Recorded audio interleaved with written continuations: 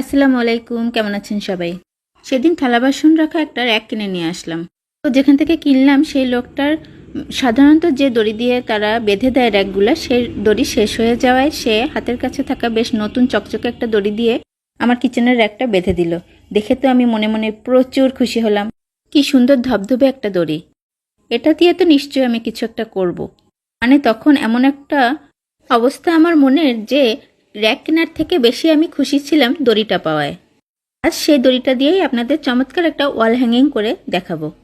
ক্লের কাজ করছি দেখে মনে মনে ভাববেন না আজ আমি আমার বাচ্চাদের ক্লে চুরি করেছি। এবার কিন্তু ক্লে আমি আমার কাজের জন্য কিনে নিয়ে এসেছি। আমার কাজগুলি দেখে সেদিন এক আপু তো কমেন্ট করেই বসলো, আপনি কি ঘরের কোনো কিছু ফেলেন? না আপু, আসলেই আমি ঘরের কোনো কিছু ফেলি না। ঘরের আজে বাজে পুরনো জিনিসগুলো কোনো না কোনোভাবে কেন জানি আমার কাজে লেগে যায়।